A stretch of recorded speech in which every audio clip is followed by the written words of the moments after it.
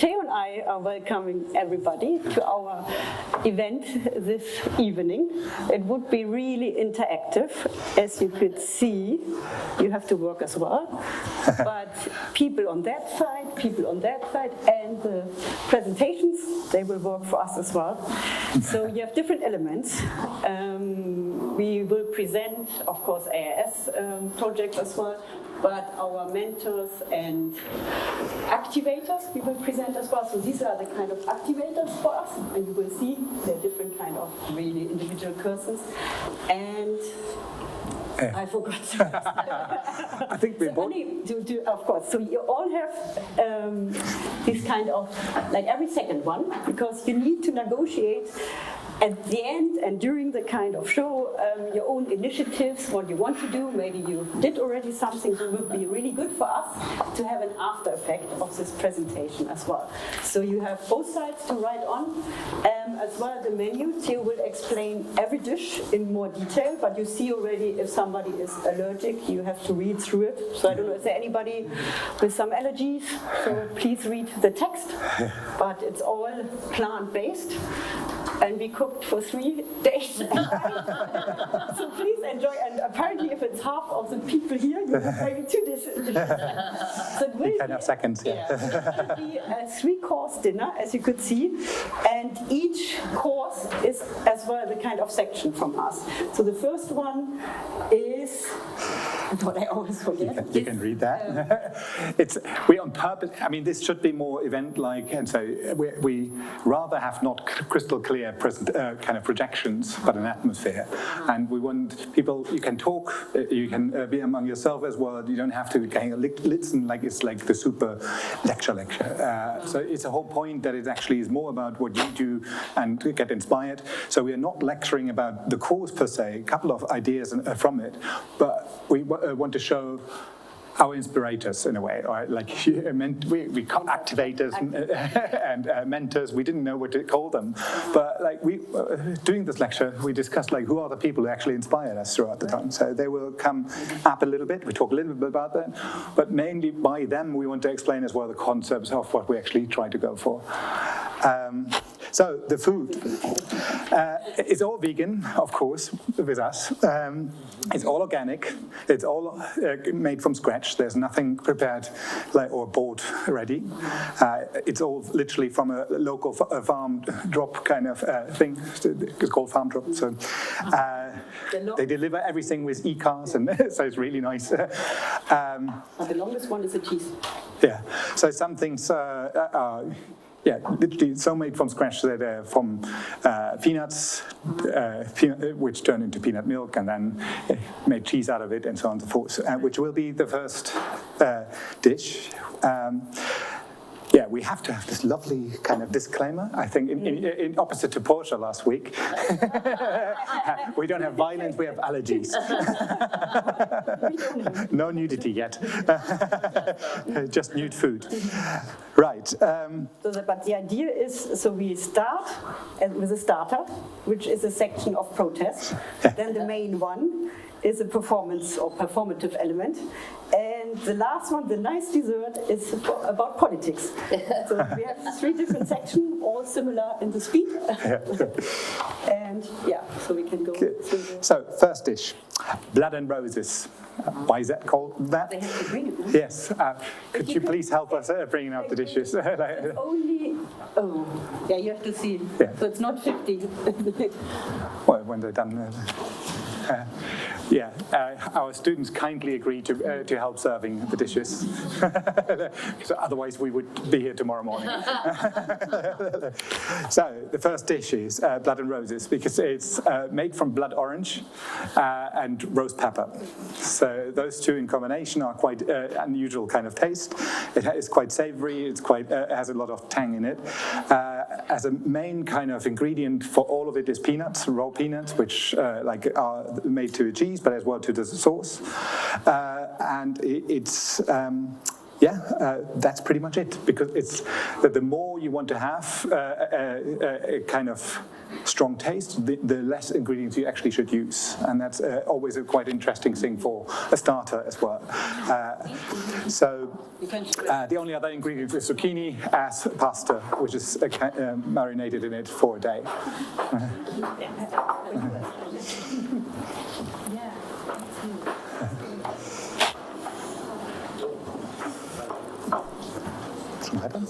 Kannst du erstmal, ich sehe nicht, was kommt da dann?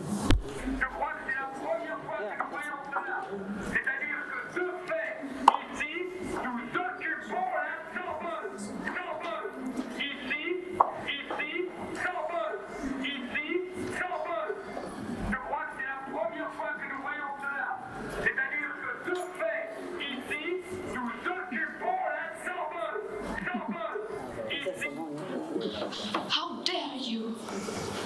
How dare you? Dare you? How dare you? How dare you? Dare you? How dare you? How dare you? Dare you?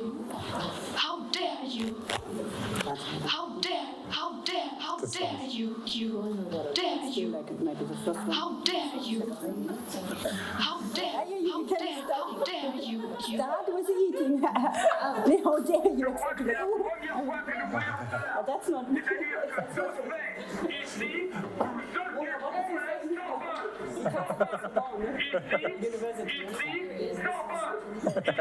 That's what we said. We were not just 100% sure.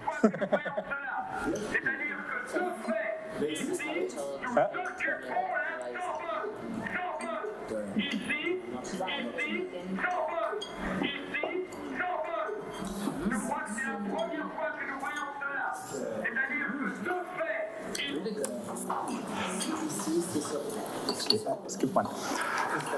All right. In general, what we think, if we talk about protest, one always thinks, actually, we want to continue actually from Portia's lecture from last week. We see all this kind of huge kind of movements going on, and people like in masses go out to the street. And we kind of assume it's the same tendency among many of them. Actually, most of yours were in this kind of productive, creative realm, especially 17 and things like that. So that, like movements that actually are not just to preserve something, but actually go further than that. Then preservative ones are the most common ones, actually. You just want to keep a status quo. And a lot of things we come through in a couple of things there as well. And of course, there are destructive ones, the ones which kind of turn into revolutions or rebelling.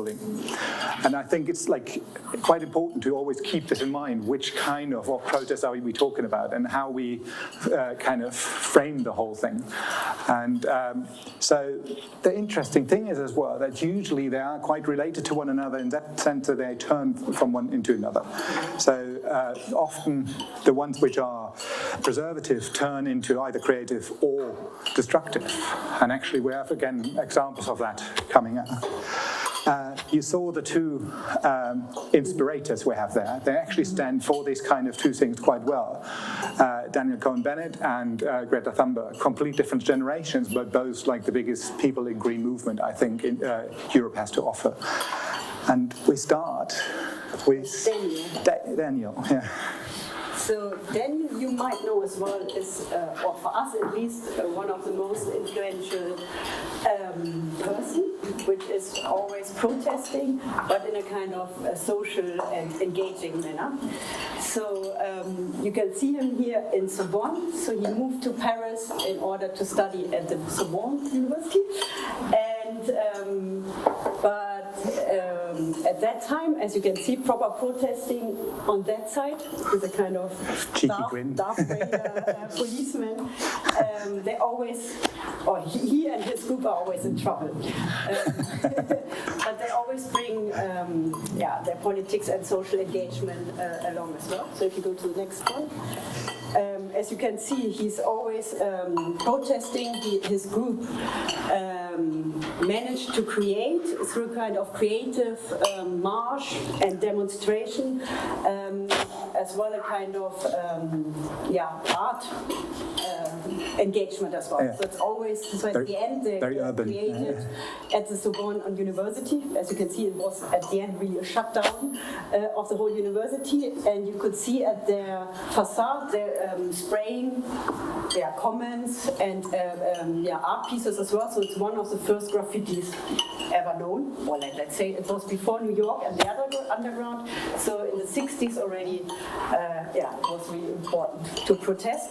And of course, for us it's important because it's the 68 generation. So for Europe, but even Germany, it was really important to fight against fascism. So it's like, as you all know, even then, and the States, of course, as well, it's a big revolution against, let's say, the old Nazis who were still in power in different, let's say, teachers in school and universities, but as well as judges in courts as well. So it was really important, even for us, if we're still younger or just born after 68. So the ones who know the situation, yes, Daniel and his group are really closely linked to them as well. And so then it brought the kind of discussion, because it came from the literist, so it was really like about discussion words, as well comes from Dada, so but it comes later. So. But it was as well, I think for us today, still really important how they negotiated their kind of aim as well. So they really found, which you may know, this kind of different methodologies. So it's like to read the city in a different way. So you take out different layers, of course, the kind of built environment, but as well the kind of human interaction layer as well, and then you map it in different ways. So it was really kind of not only political and social, it was as well for the urban and architectural discussion an interesting way of... And I think it's the kind of first one which actually turned from protest into proper urban design policy and working. Before it was always the other way around, but like a state did urban design rather than the protest group.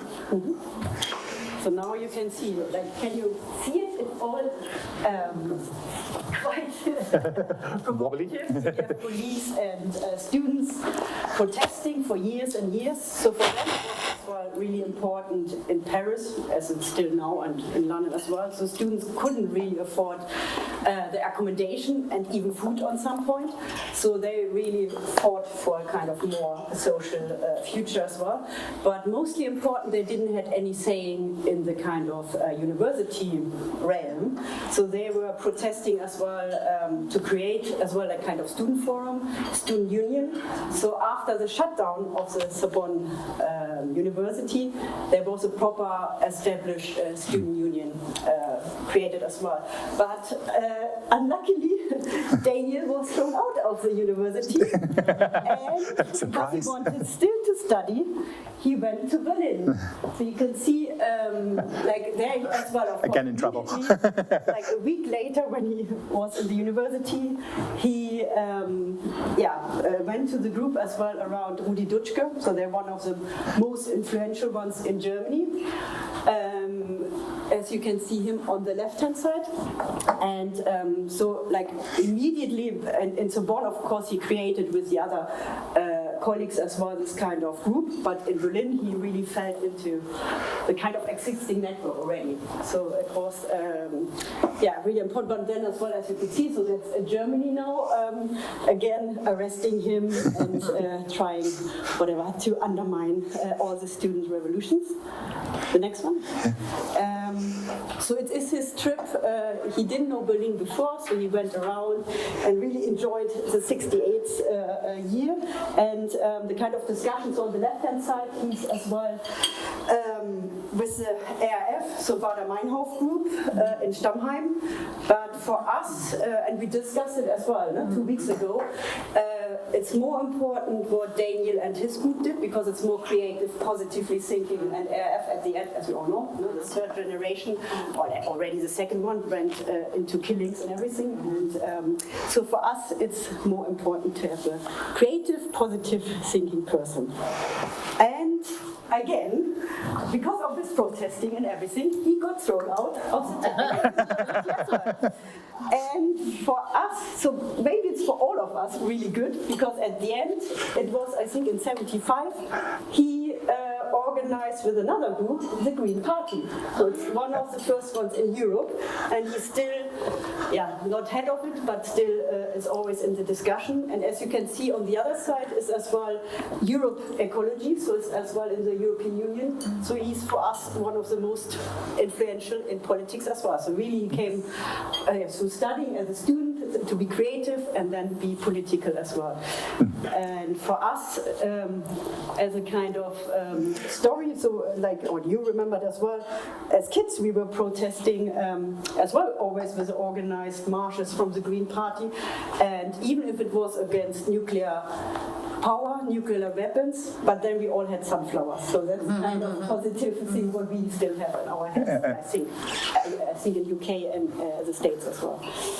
Yeah, and I think the interesting bit is obviously this repeat of generation a little bit now.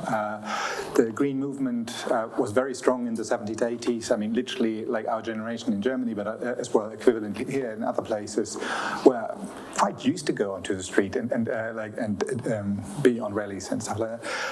But the interesting thing is now with Greta Thunberg, how she did it like as a complete self-initiated person, and where you would, I mean, it's a very kind of known story for all of us by now, but it's only a year and a bit that she was sitting by herself and is now in front of mega masses and is a main spokesperson for such a huge group. So again, it's kind of interesting to for us now really being a different generation than her to get this re-inspiration of somebody just 16 years old. And it's really important as well how her mannerism, how her way of talking is quite unique, and she brings so many more topics to the front rather than the main core she's on about, you know, like with her autism and all this kind of things. It's a kind of new respect for standing up, and I think that's quite important to do. With her, it's how she starts talking just among masses, but as well in front of all this institution. I mean, she was in Davos now, like the big place where you really. The rush came late. And you still will get starters, I guess. So I think, again, how she bit by bit just has this persistent, no matter what the kind of problem is, which is being caused for her as well, she keeps on going. I think there's quite a difference between her and Extinction Rebellion, because Extinction Rebellion not yet does have really this kind of creative part. And I think that's an interesting thing to see. And they're put now on the terror list. Like, it's not really one, but like, how surprising is that? As were, like, in the 80s, everybody, like, from the Green Party or the predecessors of them. And so, but the protests there are still more the kind of preservative ones or slightly destructive ones that try to hold people. In a way, like, what is the method now to actually bring it to the next level, that they not only talk about the doom, which obviously is there and real, but what is the kind of way of doing it in a positive way? Not only having a theater on the street, that might help a little bit, but like actually what are the kind of methodologies they want to bring forward? And I think these are the kind of things which we discuss quite a lot. Of course, we all kind of, especially as Europeans, like trouble with Brexit, but that's purely preservative. You know? And I think the big problem of that point was lost was mainly because nobody actually talked about any positive things or even positive changes that should be there in order to accept other kind of things to come. And so you always have just only the kind of half excuse, it's not perfect, but rather than it's not perfect, let's do something.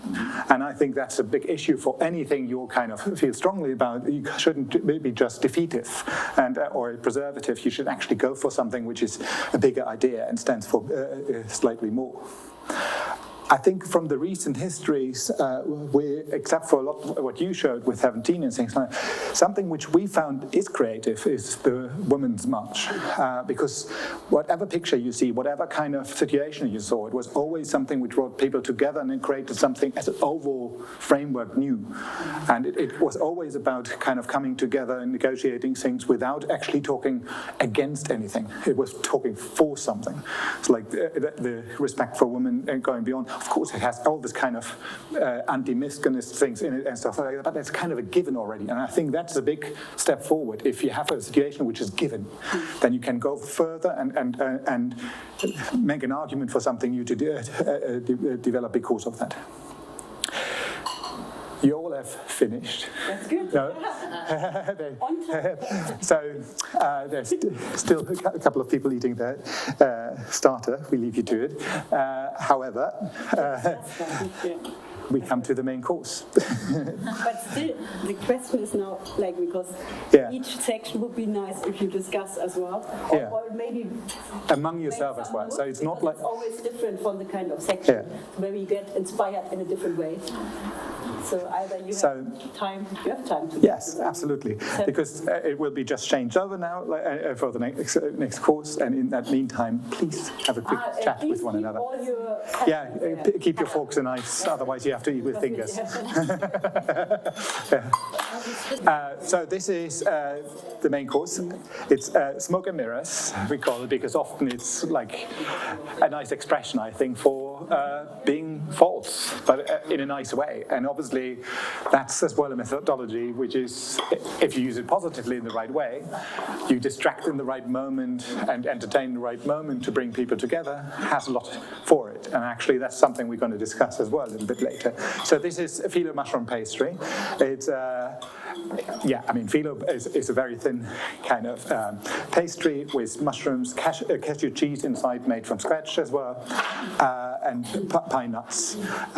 Again, very few ingredients. It's with a beet and leek sauce, and the kale is raw but smoked overnight in a bag of smoke, literally, and one of these little fancy machines every chef has nowadays, where it looks like a shisha or a similar way you literally smoke anything with. So it's a lot of smoke and mirrors, literally, and that kind of things. But then it shows the kind of timing as well. No? So the cheese is even 4 days, no? Like to prepare the cheese, and it's like even fresh cheese took 3 to 4 days. The kale we did one night morning yesterday, but then overnight with the smoke. And the phyllo this morning. Because everything has a different timing. So, and I think that's especially in performance such an important thing, that you know your timings. And for tonight, that is kind of a nightmare to do timing for 3 different things. No? You either do cooking or lecturing or a kind of a presentation. You hardly ever do kind of a mix of everything. In this case, we did. Don't know why. Our inspirations.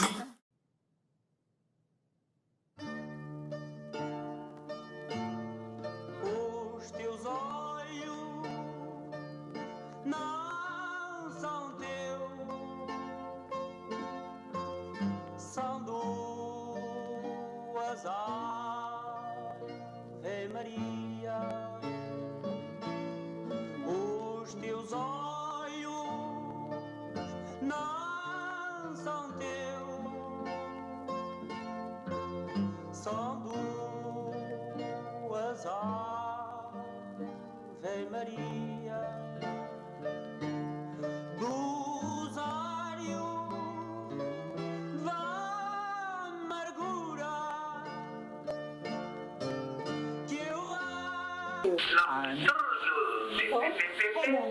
This is from my hometown, Schwitters.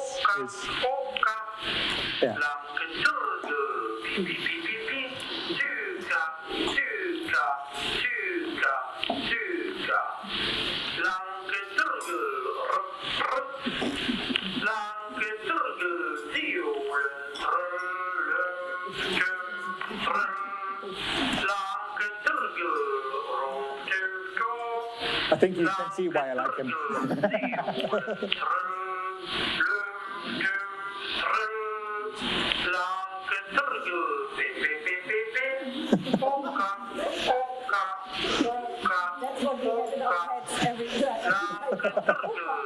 And we heard it, obviously.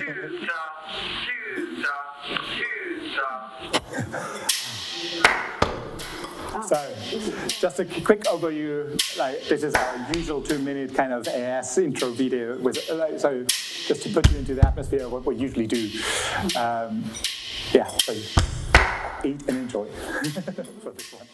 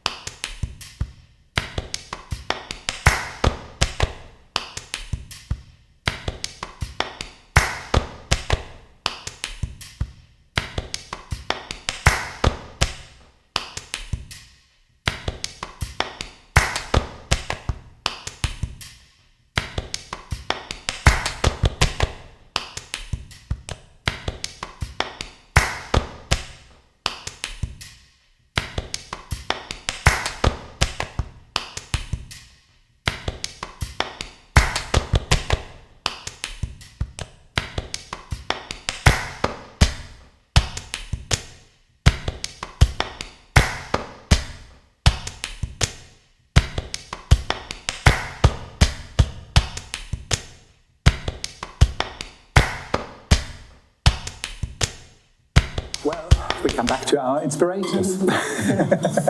Everybody knows, I guess, Pina Bausch, but her name is Philippine. I was laughing. I don't know, that makes a difference, maybe not. So, of course, the ones who know you, she's a trained dancer in Germany and New York, and as well her combination about dance, movement, and space made her at the end one of the most known choreographers worldwide. And as you can see at the beginning, of course, she's really young, but even until her death, she was always performing as well. And as you can see in later pictures, how this kind of movement, so each muscle, each whatever movement is so perfect. And when we always watch in Wuppertal the Pina Bausch shows, we always think, oh, these poor dancers, we sit for 2.5 hours and they have to perform. But it's really amazing. So something we come back later to as well, but I think this intensity a true artist can do is quite inspirational. Especially you can see if the idea is really from within, a huge difference between who's performing it as well. And with somebody who's a choreographer and a dancer, you see the piece once performed by herself and then by somebody else, you can see a world of difference. And I think that's for us a very core thing I come back to later. That was really in the young years. There you can see her as a choreographer, so always, as well as a director. And it was always positive, as you can see behind the scene. Everybody is smiling and discussing things, so she's really open as well to discuss her movements and performative elements.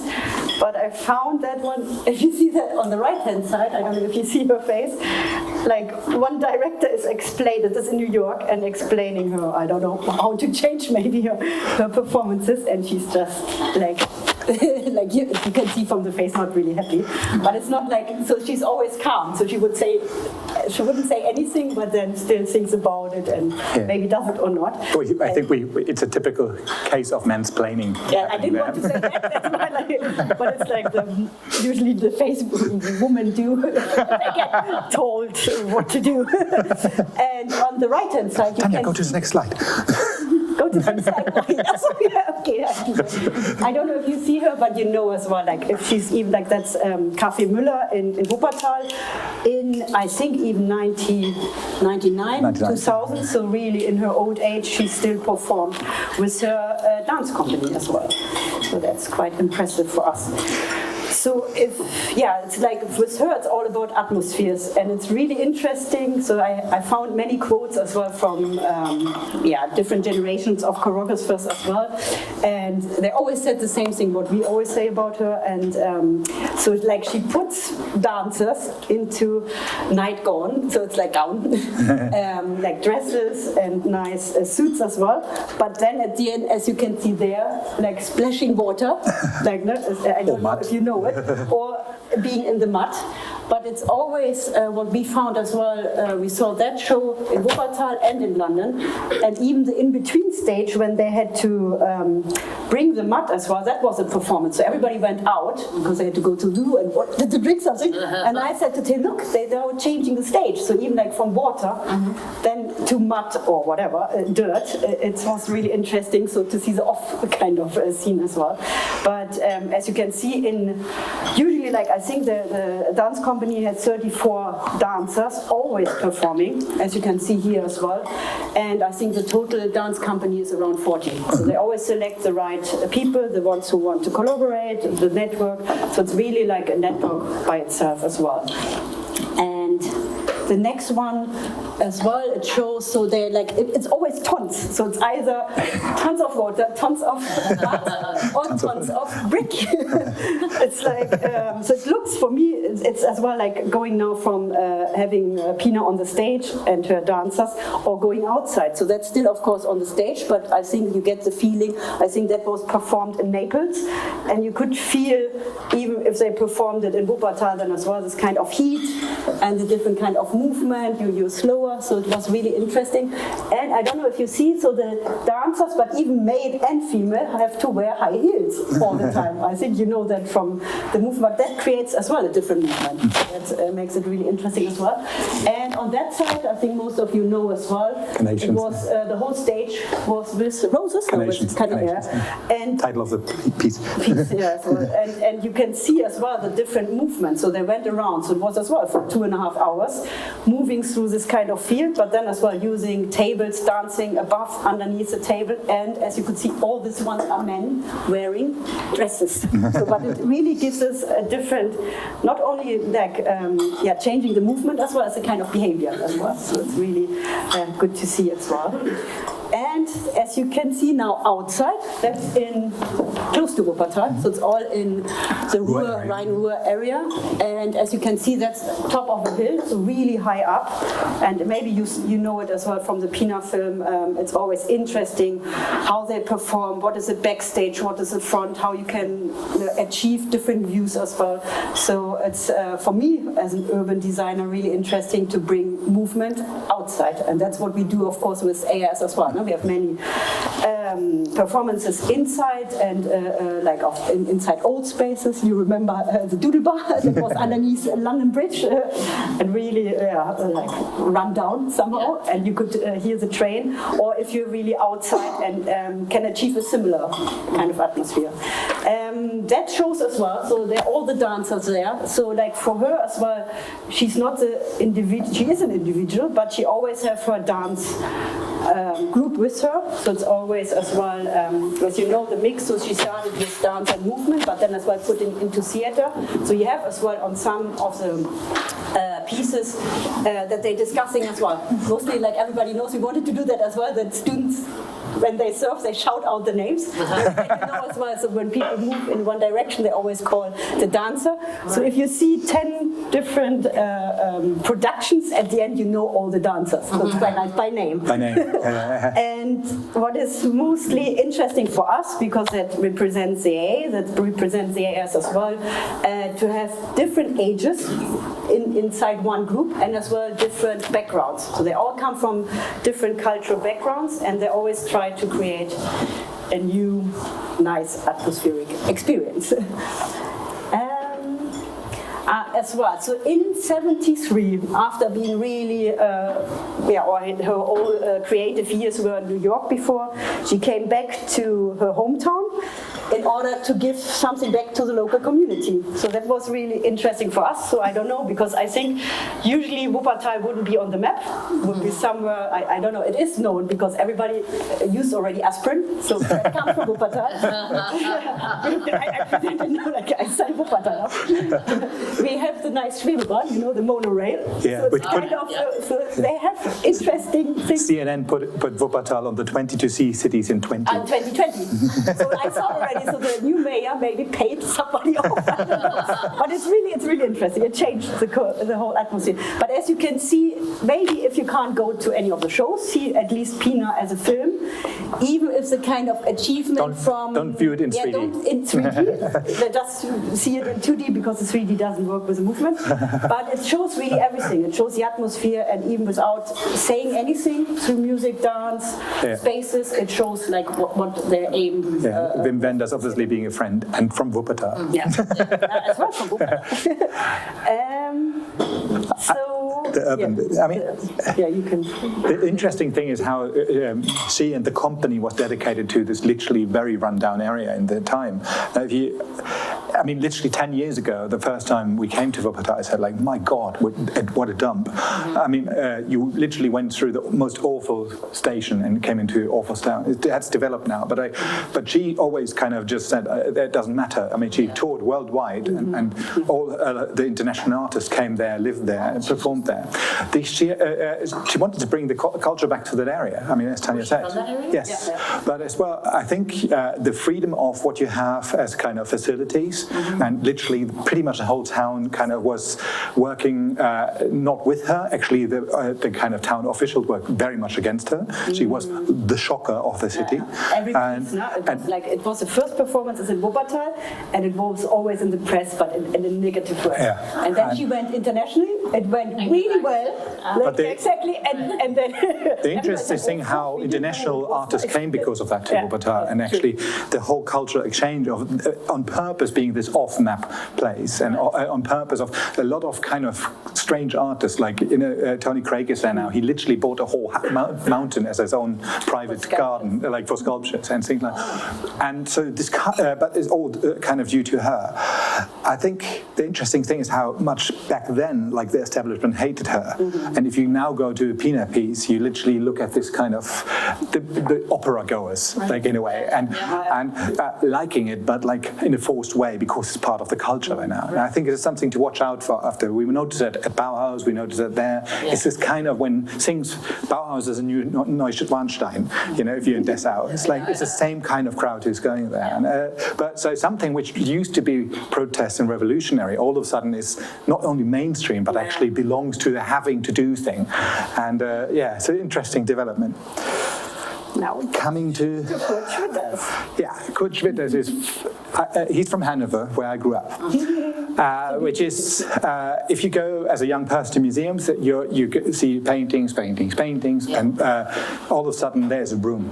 There's a space, and we come to that in a second, and you think, what the hell is this? Like, and literally, he brought me to architecture and knew the link between architecture and art.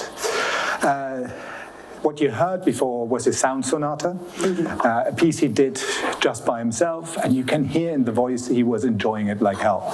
You can see it in the face of these photos as well. And I think somebody who's that kind of dedicated to his art, but not in a kind of I want to be famous and rich. He was so not respected in that time, but was dedicated to have fun. He moved to Britain as well, and I'm going to show that as well. I should go through a couple of it.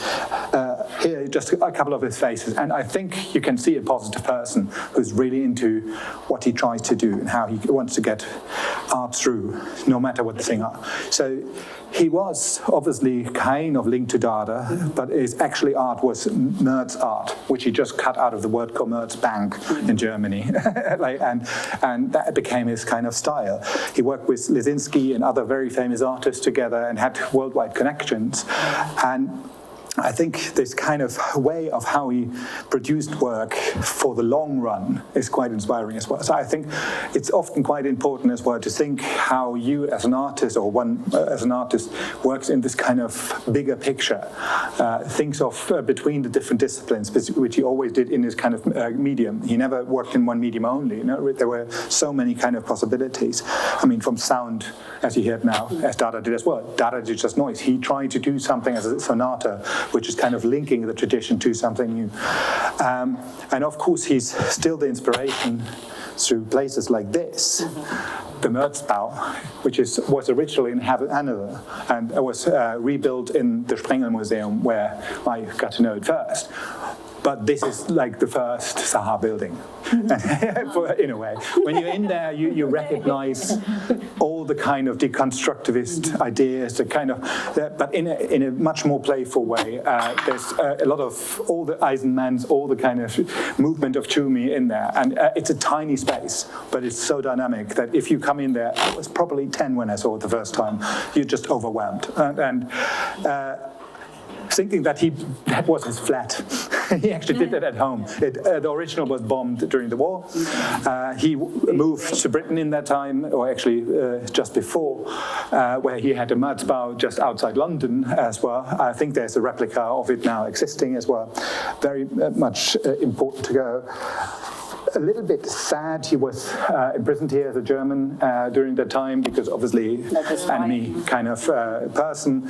But apparently, he died because of pneumonia, because of the bad conditions in the houses. There were Victorian houses which had no kind of facilities. However, it's known that he was like the positive mind, linking as well between like the other inmates, or as well the soldiers who worked with them, kind of were with them. So there was no animosity in as well. It was at the same time his home as it was imprisonment, unfortunately. But I think this kind of positive spirit is something really important to take forward. What we go through now is a couple of ideas of performance section. Yeah. You ate already really fast. You might want to have seconds. We show a couple of applied ways of working, what we did throughout the years. And it's mainly about networks and the dynamics of how we create those networks in order to have an after effect, what we want to discuss afterwards. So we have 4 works we selected to show as examples. They stand for many, and we refer to them as well. But this AS at Matadero and at Covent Garden, as well as AS, the very first one in Weimar or Jena, both of the cities, and the very latest one in Athens.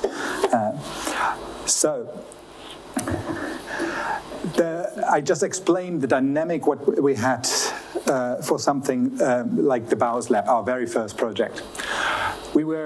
Tanja actually, were a long time working on a EU fund, very kind of big kind of organization, and got the funds together even to set up the course. But the dynamic of how we created the networks was that we, with whatever we did as a grant, worked into a network. So like the different groups came together by a mediator which was already existing and inviting us. There are many other examples where we did this, like in Logroño and things like that. These have big benefits because you get to know people you have no idea and no context to just by the medium of the festival itself. So usually in the mix over the years, we always do a couple of those as well. But the thing is, it's less of your own initiatives. You find initiatives while you're there. So it's in a way what you bring as a product, which is the real big thing. So you're less of the kind of mediating ground, which we in the bigger picture aim for, than somebody then all of a sudden have the benefit of meeting others and actually participating in that. So we're going to show the example of that. We tried to talk over it. Can you go down a little bit with that? But we didn't want to select pictures and do like slide by slide. We thought it's more interesting for you to see the film. Yeah. Which is I didn't know that comes. So for us, like it was a kind of EU grant. So we started the program because we had funds.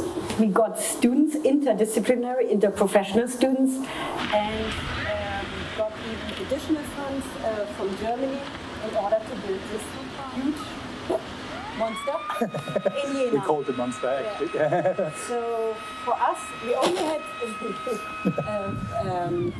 or like the question is as well, so in that framework, because we started, so you needed a kind of framework, even if we did set it up, we found the group, we built up the network as well. There was 5 different European countries with different cities as well. It was 90 years of Bauhaus, so we called it Bauhaus Lab.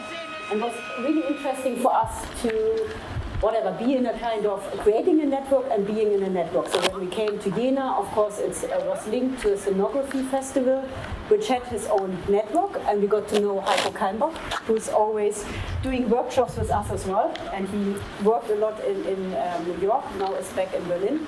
So really at that time we built our network, which at the end is standing for AS as well.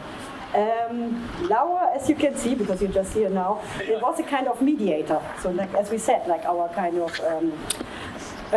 famous whatever actors, like we tried as well always with a structure, so you could see it was a huge theater structure, but as well to inform the audience, the local people, what it is about. So it was a kind of just, let's say, a scenography festival that came, like people worldwide came to Vienna at that point, but they didn't know why is this white animal in front of the Vienna theater.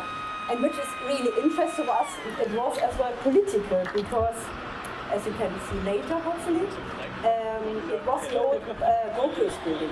So there was a big theater, and it was demolished by the DDR just before the unification. And for us was the question as well. So after Germany was unified, a lot of artists, even from the West and the East, created this new theater. So that was a kind of the only independent theater, I would say, even worldwide, in this kind of setup. And that it was a question in 2009, because the city itself wanted to build a festival hall, musical theater. So, and we thought, with 700 seats instead of 200. 700 seats, theater, musical, whatever. So really commercial. And we thought we had to be against that. So we couldn't build a kind of, it has to be temple of course, but we wanted to have really kind of ephemeral structure. So that's why it was a bit inflatable structure. And as you can see, the years later, we always used it as a different mediator. But for us, it was as well, at that point, really important to be political and to show as well the government that it's not working. But for us, so we came in, we built the whole thing in 4 months with non-architects, doing the biggest building in an architecture school. And the funny thing is, like last time we said that in the lecture, if I said like, oh, why is that important? Both actually. But the funny thing is, we never intended to, and that's the whole point. We never intended to, and it's not our aim, but it happens. And I think that's an interesting thing. If you have only artists who really had the craziest ideas in the world, then actually, as an outcome, funny enough, after 100 and something years of the A, there was the biggest structure. And we would have been happy with no structure, totally. And actually, it almost came to that. And so it's a kind of way of working can create completely different outputs if you're outside the negotiation kind of team of the normal thing. People say less no to you if you're not the ones they expect to say no to. And I think it's in networking a quite important task. Another kind of concept, which is quite the event as a mediator. So we got again and again invited to Matadero Madrid. It's one of the biggest sites in Europe, if not beyond that, 150,000 square meters, something like that, like a crazy, like a huge area, the former slaughterhouse of Madrid, which is now converted into cultural buildings. So the situation is now that the locals had literally no contact whatsoever to their old work area. So we intervened there and tried to kind of build that bridge. We had no own intention there, but we were just like neutral enough to create something which is not the kind of Ponce's new artist groups, which that was a reputation of everybody coming there, but something which is doing that as well, but something which benefits and actually shows new opportunities for the place itself. So here's a little overview. I keep on talking. So this was a really nice situation for us as well. Little did we know that we're actually going to be the opening of the entire site. So when we first met them, we had a little workshop a year before, and they said, you can come back next year, we should be almost done, and you can do a little bit saying, 1,000 people showed up. So you can see quite easily this masses kind of just moving in and overwhelming our artist group and us in a very positive and nice way. But this kind of dynamic was quite interesting as well. There was something people were curious about, but had no idea what it could do. And so from something which was literally a site for years and close to the local community, all of a sudden there was something you can integrate in a different way. So these were the old stable buildings, for example, 60-meter high, 5,000 square meters big, now getting rented out per day for 20 grand. And we had it for 2 weeks, for 4 years, every time, and things like that. So in this way, it's quite interesting if you come into this moment as well. You get spaces which usually are unaffordable for artists of our kind of like age groups of students and things like that. But because you're way opener for them, all of a sudden you get spaces usually Google or people like that afford. And I think this is quite important as well, like how you negotiate your point. You can piggyback almost on other courses as well with the work, but as well bring a course forward you're actually quite keen to do within. This is the equivalent of what we have now. Because we wanted to bring culture, but as well the local community together, we got a local restaurant on board. They're still friends with us. Olivia de Guida, like amazing chefs, really fun people. They actually lived in London before and founded here the kind of city farms and in Hackney. And so we had this kind of mini lecture series during kind of dinners. It was an AA members event as well, so if you recognize a couple of faces, yes, they were from the AA. And so we're trying to bring different communities together just by what we did.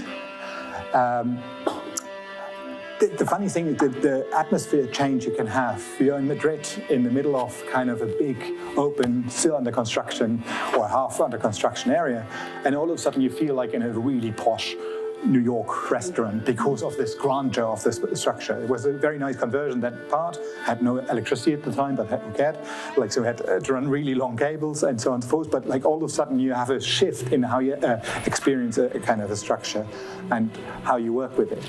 And I think that's for us again always like a very exciting bit to do. We came back 4 times. They asked us. Yeah, they asked us 4 times. We didn't want them. 3 directors. So they changed more than we did change. But the most, like, how the contracts will work. Yeah. So the first year was really easy to get there as an international group because we need, of course, visa for our international students. The next year was still okay as well. The third year, the director changed. Everything needed to be signed off. The kind of government changed. So they needed a contract of 200 pages. Which was all in Spanish. And our school had to sign it, and so we got a Google translated copy from there, legally signed. But I think this dynamic was really interesting. There's still kind of residues of the times we were there. For us, became a bit repetitive. We have done our job, let's say. We would probably go soon back, but the interesting thing, the market we opened there the first time for local vendors is still existing. There are restaurants run now by Olivia de Guida, like the local pizza place. I don't know if they're still there, but like last year they were still there, and so on and so forth. So I think when we talk about after effect, by this kind of repetition, it obviously had an amazing effect for us. The biggest benefit you can have: amazing spaces, amazing people. We love Madrid since then. But as well, there's something you can kind of leave on the way, in a way, which is still even more beneficial for us in kind of response as well. Because when we now go there, there's an existing network for us, really easy to react with and to work with. A different kind of networks we do is festivals for new connections. This is pretty much what we did in Covent Garden, the very first one which we put together. But it was kind of a collection of, at that time for us, unknown entities. We just want to do a festival. So we became more or less the producers of the space and founded, like it was by Christina Smith, one of the wonderful spaces. Politically, it was for us important because it was abandoned for 15 years or so on in an amazing area, an entire block, because it had a D1 listing, so it was only allowed to be used for art, and nobody wanted it. Like, isn't that crazy? And in London, if you don't use a building, you have to completely strip it down to the bare bones. I come to that in a second as well when you see the building, but actually more Tanja. But this event, and with it as well, was a network which is literally the core of what we are as now. We met for the very first time David. We worked with New Movement Collective for the first time. David was brought in by Andy Dean, who's still our music producer and worked on all those things. Because of the intensity of the project and actually opening new possibilities, we got to know each other so well that we were curious about the kind of new ideas which came up. As kind of overlaps of the different interests. You know, this interactive way of performing David and Andy invented that night in a way is still something we kind of do right now, right? So I can't sing, otherwise I would. But I think it's like was one of these core moments when New Movement Collective was founded because they were a young group of people just saying, can we dance? And we said, yeah, go ahead. But what's your name? Yeah, a week later they came back, New Movement Collective. So I think, again, had an amazing after effect, mainly for us as well, but all these groups which came at that moment as well. But different dynamic as well, if you kind of collect the unknown as well. I think there's an interesting story as well. The things we couldn't do and kind of couldn't make as connections were actually probably the more positive ones as well, that we avoided those situations. So here comes Avant-Garde. But we talk over that one. Yes. Yeah, have a look out for the incredibly deliric building. We literally had to put in electricity because the building's not. There was water, but no toilet. So for us as well, because it was the second year. So the first year was whatever, like Mirage at Weimar. You remember, when we were in Weimar and like tried to get this EU grant. So it took us 2 years to get the big funds and whatever, build the big building and do nice things as well on top. The year after, we had no time to, of course, to get the grant.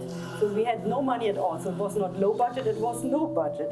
But as you can see, it's really nice if you see the wooden structure. So the wooden structure came from Hook Park because it's an offcut of the trees they cut. And it was the most beautiful structure. I think, yeah. And even Steve Webb, our engineer, said that as well, and he has it in each exhibition now, showing it. So it was like inside, and David experienced it. I remember when you came in, and we said, that's the space. Okay, interesting, but where is the audience? Yeah, everywhere. They walk around. What? They walk around? And then we said, and we have even peepholes. It's a peephole. What do you mean by peepholes? As you can see there, the holes inside the structure, so you can be seeing it or viewing it from the front, but then from the back as well. So you have as well different kind of atmospheric material, because it's white and dark, and as well the viewpoint. You always can walk around, and we can see it later on when the second dancers. The good thing was we had it for months, I think, so we had time to build up the structure. Theo did drill, has still bruises, scars there. I think, how many screws? I think 1,000, 200 or something. Yeah.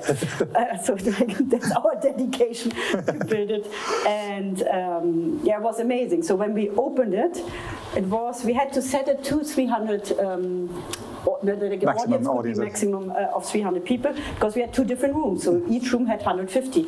On the first night, 500 came, and we were a bit like, and as well when David had his concert, like more people wanted to show up, so we even had to say a lot of people, sorry, you can't come in, because it was like a big health and safety issue. But I think it was amazing because we had the space so long, so we had 2 weeks of events in the evening. Here you can see the political talk, so it was in the time when Cameron came into power. 2010, so just before. Or just before, but it was already the discussion, what will happen to creatives, what is about the art, because they said already, they announced they would cut it in half the funds, and they did, immediately, I think the week after. I think everybody was way too positive back then. Yeah, maybe they thought a different outcome. But then you can see David, the first time we met Andy.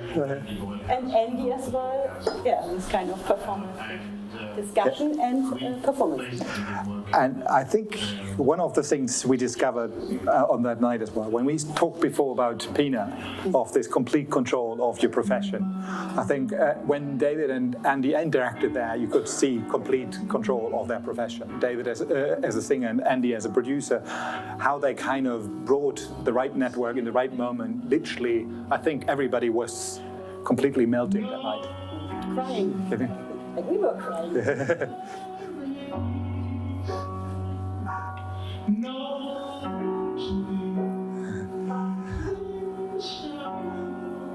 so don't miss David's concert coming up on the...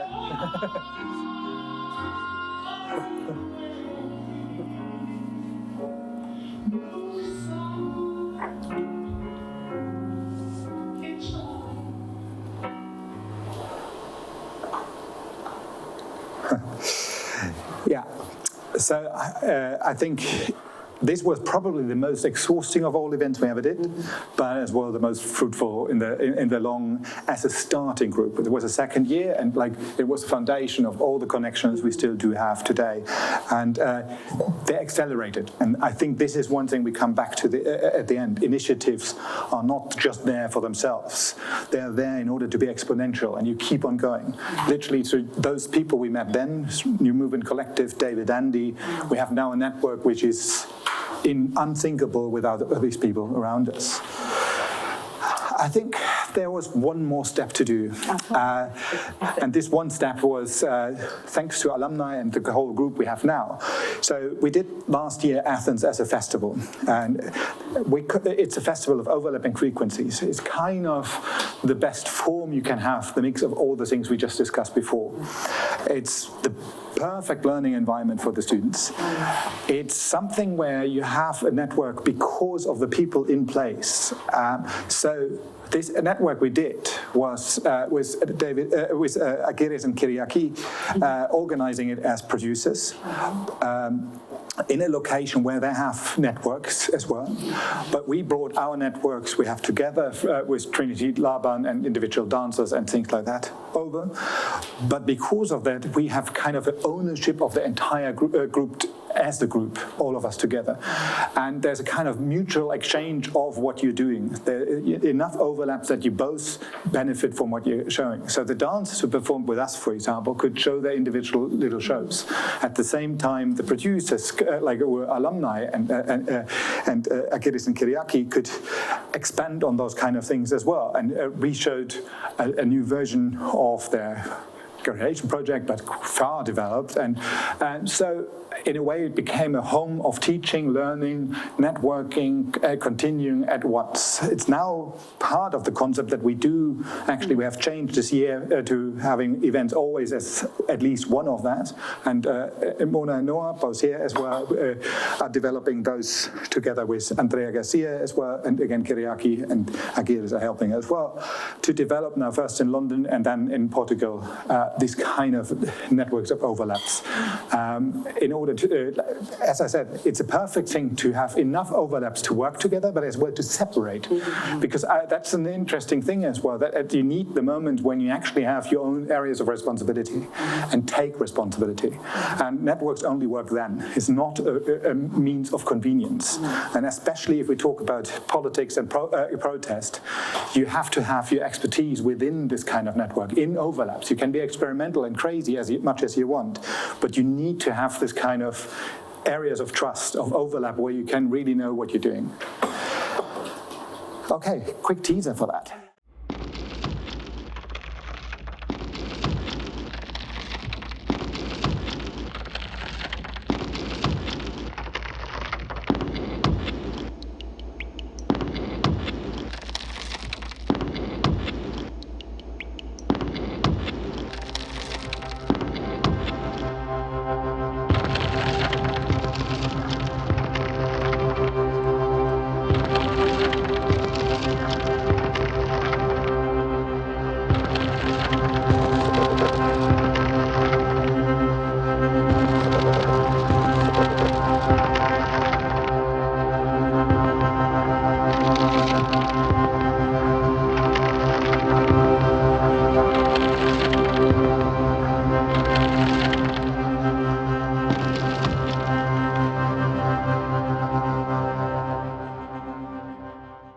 Right, which brings us to dessert.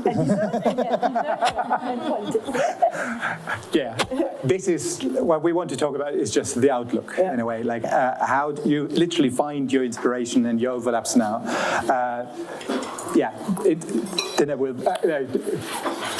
Dessert will be served now. War wieder darin, eine Weltlosigkeit sich kundtut. Es liegt eigentlich nichts mehr daran, wie die Welt aussieht.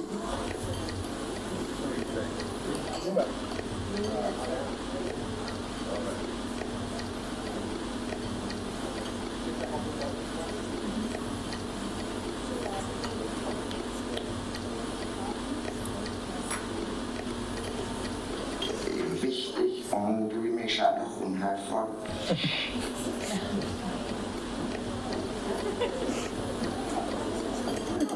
I have a dream. I have a dream that one day freedom and justice. I have a dream.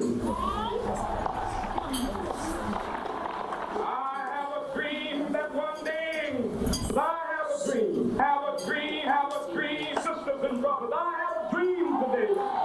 I have a dream. I have a dream that one day freedom and justice. I have a dream.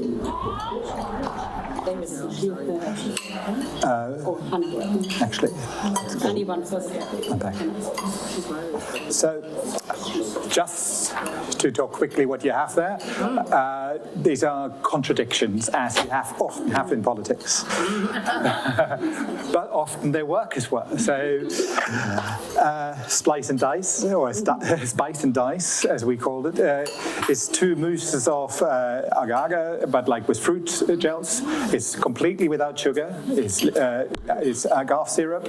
It's one is mango and chili. The other one is lemon, fresh lemon, squeezed, and like a lemon zest with basil. Yeah, and just sweetened with a bit of agave syrup. On rhubarb with a dash of pimenton, which brings a bit of smoke to it. So in the palate, literally it touches all the different kind of things, from sweet, sour, umami, and so on, sharp, salty, and so on, like just one after the other, if you mix and match those different tastes. And that's what we're interested in, this kind of things. The 2 inspirations we're talking about are way less of kind of something we just lecture about. They're literally just idols for the kind of endurance they had for their courses and their way of talking. So the first being MLK Jr. So, exactly. Yeah, I can do a whole lecture about it. I try to be really fast. You know, the kind of, like his history and the background. So he's, of course, the most influential person going against segregation, prejudice, everything. So I think it doesn't matter. Like, I think worldwide, it's still kind of our hero. Yeah, it's like I have loads of notes. I think I skipped most of them because I don't want to do. But like, so I took several pictures which show him as a person as well. And I think the most interesting one is a kind of non-violence activism. So of course, it's not Gandhi did similar things in India as well. But I think he really, in his lifetime, tried to still, even if he got, like, let's say, as we said, like in the 68 generation with the ARF and radical movements, of course, he had to justify his non-violence acts as well, and therefore it's like one of our most influential for politics as a male person. As you can see, so of course I check the kind of which shows. So there are like 2 examples. The one, the bus boycott in Montgomery, when a 15-year-old student or no, school person didn't want to leave her seat because of a white man, and still went to prison for it. So we all know the story. And of course he then was a leader of the boycott. So the girl, I think at the end, when I read it right, was in prison nearly for half a year because they didn't get a kind of hearing in the court. So it's like they dragged it along. Of course, King always tried to help, went to every court. He lost a lot of money. And at the end, you fast. Okay. It's another story. And so at the end, after I think 2 years, the main court decided there's no segregation in public transport. And that as well, so it was not because they were bomb buses or were really aggressive, because they were just saying no, it's everybody's seats. Yeah. So it's like, that's why I choose that one. The other one, then he's already in prison. 5 years later, of course, he and his, like I think him and 75 students in North Carolina were sitting in a kind of segregated, like usually segregated lunch area, and they asked for serving. They got denied and got in prison. So him and 34 students got into prison. And luckily, so I don't know if he would have done it otherwise as well. Kennedy was a kind of presidential candidate at the time. It was his kind of, how you would call it? Course. The course. So he went for that as well. He said it's not inhumane to imprison young students and their teacher. So of course it got really public. But I think the most interesting one, I think they were like around a month in prison, like say if you know it differently, and he was writing the letter which says as well about why it's really important to have this non-violent active events, and it's the kind, now it's called the sit-in revolution, so to say. So all the students now, they were just sitting in their places, and he always said, okay, please do it, even if I'm in prison, still do it for us as well. And at the end as well, around 2-3 years, they changed that law as well. So it was before, it always said, no, you have to go to the colored section, and was really segregated. So he, of course, again, that's why I have Malcolm X, of course, as well. It's similar to Baader Meinhof. It's more, of course, they went against him. So they said, like, with non-violence, you don't get anything done. So, like, we have to be more aggressive, because still, the white and black communities were so segregated. Still, as well, like the kind of jobs black people could get was really difficult in the States, and of course in Europe as well. So it was, of course, important to have maybe this both sides, but still for us it's more important to do it in a kind of positive, active, and nice way, and not in a kind of aggressive way. The interesting thing is why both of these examples are there is this kind of endurance. And if we talk about politics, how long you actually have to do something with, to what degree of sacrifice. And I mean, obviously he got killed as the peaceful person.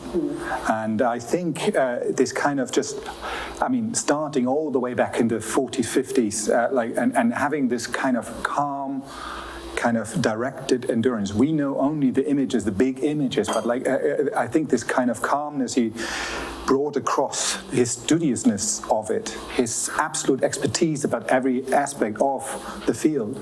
I think it was what really makes it a long kind of big example and inspiration for what we discussed today, because in the end it's a kind of performance. It's a performance which is not just the event. The event is the entire life, and I think way beyond it as well. We sit here like how many years now later, 50 almost later, discussing the results or not results. I think that, and for many things, it's just like knowing that you have to protest just by not going along is one of the most important things. And I think so many situations everybody discusses now in private, wherever we are, whatever the situations are, I think it's like looking back at this situation, which was so severe and still there, and obviously not gone, but it's still, the endurance that goes on. And I think that is something which is prevalent and important. Continuing with another inspiration, Hannah Arendt. From Hanover. Again, from Hanover. I don't like my town, but I like the people, apparently. So the interesting thing with her is literally, again, against all odds, she was never a favorite of anybody at the time, if you want. No? She was going out with Heidegger because she liked his spirit. But of course, he was a philosopher, or wanted to be the philosophers of the Nazis almost. And so this kind of contradiction of how you can, she defended Eichinger to a certain degree, or the process of the whole thing during the trials in Israel. But in order to bring it to a bigger kind of ideas as well, so her political acting was never convenient. But her thinking, like on the other hand, and the kind of long endurance of the human condition is something every time I read, I'm completely fascinated again, and I still don't get it entirely. And that's the beauty of it as well. The kind of calmness of thinking about like what are we actually doing, how we are doing it, and why we are doing it again and again. It's it's inspiring through and through. The division just of the simple things of what labor, work, and activity is, obviously for creatives, is such a kind of core moment when actually the human condition depends on action, on doing things like that. And if you see that in separation to the other two things, labor and work, where work is obviously as well still creating something, but for different means, I think, and then only then you actually can start being in the realm of contemplation. I think it's really, for what we're doing at a place like this, at the architecturalization, a kind of, one has to read again and again the human condition of her. I think it's just the most fascinating one. And then if you saw before, literally that was the thing, like the interviewer was like talking, and which he was just smoking, like whatever, and then gave a one-sentence answer, and like, so yeah, the editing was quite on purpose as it was. Yeah, we actually want to talk about the concept of the course is what we call always out of thick air. It's all about finding kind of initiatives and overlaps. And it's very different to this kind of process which is just going forward, just talking bit by bit, like towards a very defined aim. And literally every year for us is like this. Every group which comes in is part of this kind of network. And you sitting here hopefully are part of this network of finding inspiration, finding moments of after effects. If only one group or two groups go out and actually start a little activity because of this, and have the examples of endurance, have the kind of overlaps of those things, and it keeps on going, something like this is a success. So this, on purpose, that's why so many things are a little bit kind of just about inspiring rather than lecturing. This is how it's done, because that would be the complete antidote of what we're actually talking about. So these kind of diagrams we have around for a long time already, and they really need updating. But the interesting thing is that they speak in opposite to the kind of normal way of what designers and creative think. And I think that reflects very well back to both, actually all 6 inspirations, is that it's not a linear process. You have to find possibilities of overlap. You have to find moments where you actually find just enough in order to start something, and that spirals off into different directions. I think this was it from me. But we want your input. Yeah, exactly. So it's like you have to work now.